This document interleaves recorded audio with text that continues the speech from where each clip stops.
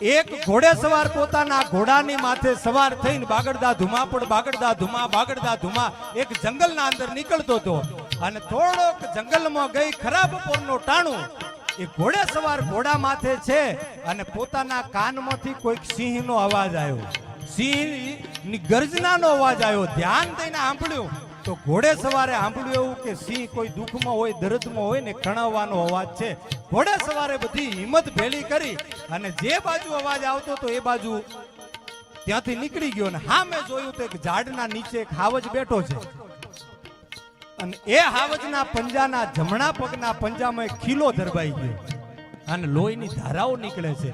સિંહને દર્દ છે, એ દુઃખ છે અને ખીલો ધરબાઈ ગયો એટલે દુઃખમાં પોતે કણાતો એવો અવાજ કરે.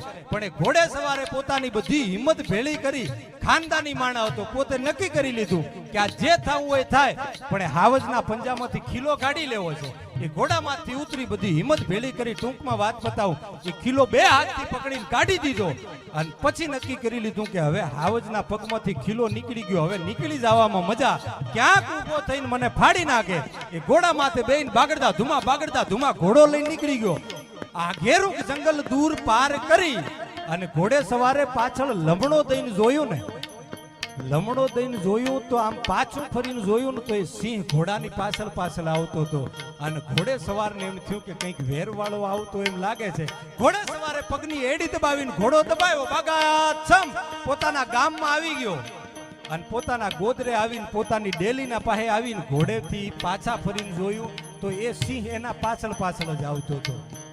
એ માણસે ડેલી ખોલી, ઢોલિયો ઢાળ્યો, ઢોલિયા ઉપર બેહી ગયો ને સિંહ ઢોલિયાની બાજુમાં આવીને ઊભો રહી ગયો. એ માણા એમ કરી લીધું કદાચ મેં એનો ખીલો કાઢ્યો છે ને મારો ઉપકાર ભૂલ્યો નથી એટલા માટે અહીંયા આવ્યો છે. એક દિવસ આખો દિવસ બેહી ગયો, આખી રાત બેહી રહ્યો. બીજા દિવસે સિંહ જંગલમાં ગયો, એનું મારણ કરી, શિકાર કરી. બપોર પછી પાછો એ ઘરધણી હતો ને એના ઢોલિયાની પાસે આવીને બેહી ગયો. બીજો દિવસ, ત્રીજો દિવસ, રોજનો નિત્યક્રમ. એ હાવજ જંગલમાં જાય, પોતાનું મારણ કરે અને શિકાર કરીને માણાના ઢોલિયાની પાસે આવીને બેહી જાય. 6 મહિનાના વાણા વાઈ ગયા. આજુબાજુ ગામમાં ખબર પડી ગઈ કે આ માણાના ઘરે તો પાળેલો હાવજ છે. પણ એક દિવસ બનવા કાળ એવો કે માણાના ઘરે કોઈક મહેમાનનું આવવું, મહેમાન ડેલીએ આવ્યા અને ડેલીનું કમાડ ખોલે ના ખોલે ત્યાં તો એ ઘરધણી ઢોલિયા ઉપર બેઠો ને ઢોલિયાની બાજુમાં હાવજ ઊભો અને મહેમાન થર ધ્રુજવા લાગ્યો. ડેલીઓ ઉભો રહી ગયો. એ ઘરધણી ઢોલિયા ઉપર બેઠા કીધું કે ભલા માણા બીવાસો નહીં, આવી જાઓ, કાંઈ વાંધો નથી. પણ એ મહેમાન ડરતા એટલું બોલ્યું કે અરે કાંઈ વાંધો હું ના હોય, જીવ તો હાવજ ઊભો છે, ક્યાંક ફાડી ખાશે હો, હું નહીં આવું. અને ગરદણીએ કીધું કે તમે ગભરાશો નહીં, આ તો પાળેલા કૂતરા જેવો છે. મેણું કોઈને નો મારીએ, મેણું માથાનો ઘા. શબ્દ આર હે શબ્દ પાર હે, બોલ બોલ અમોલ હે, બિન તોલે મત બોલ, પહેલે ભીતર તોલ કે ફિર બાહિર.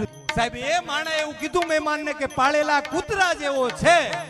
ત્યાં તો એ હાવજના અંગ રૂવા અવળા થયા ને વ્યાપી જ્વાળા અંગ ફે કરતા રૂવાટા ઉભા થયા.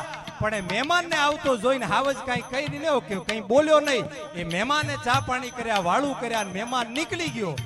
અને મહેમાનને નીકળ્યા પછી હાવજ પોતાના સ્થાનેથી ઊભો થઈ અને ઘરધણીને એટલું કીધું, ભલા માણા એ મહેમાન આવ્યા ત્યારે તું જે બોલ્યો તો હવે એકવાર બોલ તો તને ખબર પડે કે હું કોણ છું. એ ઘરધણી ગભરાવા લાગ્યો ને હાવજે આમ ત્રાડ નાખી અને માણાને એટલું કીધું, સામે દિવાલ ઉપર કુવાડી ટીંગાય છે, કુવાડી લેતો આય. એ ઘરધણી કુવાડી લેવા માટે ગયો અને બે હાથમાં કુવાડી પકડેલી ને હાવજે કીધું મારા માથામાં ઘા માર કુવાડીનો. એ માણસ ડરતો હતો ને હાવજે કીધું મારા માથામાં કુવાડી માર નહીતર તને ફાડી નાખું. અને માણસે બે હાથમાં કુહાડી પકડી અને ફણના ફે કરતો એ હાવજના માથામાં ઘા માર્યો. લોહીની ધારાઓ વહેવા લાગી અને હાવજ ટપકતા લોહીએ ઘર છોડીને નીકળી ગયો. બીજા દિવસે માણસે રાહ જોઈ કે મને સિંહ આવશે, હાવજ આવશે, હાવજ આવ્યો નહીં. ત્રીજા દિવસે રાહ જોઈ, હાવજ આવ્યો નહીં. 12 મહિના સુધી એ હાવજ પાછો ફરીને ડગલું એક ઘર ધણી કે ઘરના હામું કર્યું નહીં. અને 12 મહિના પછી એનો એ હાવજ પાછો આવ્યો અને ઘરધણી ઢોલિયા ઉપરથી ઊભો થઈ ગયો.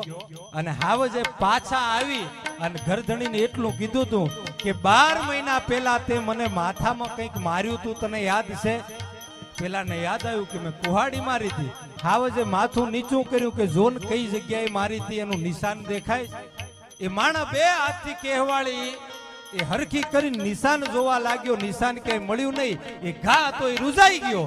અને માણસે સિંહને એટલું કીધું તું કે મેં જ્યાં કુવાડી મારી હતી ને એ ઘા તો રૂજાઈ ગયો છે.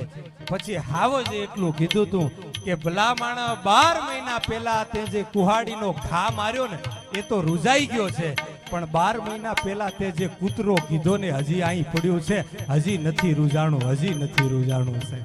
મેણું ના કોઈને મારીએ મેણું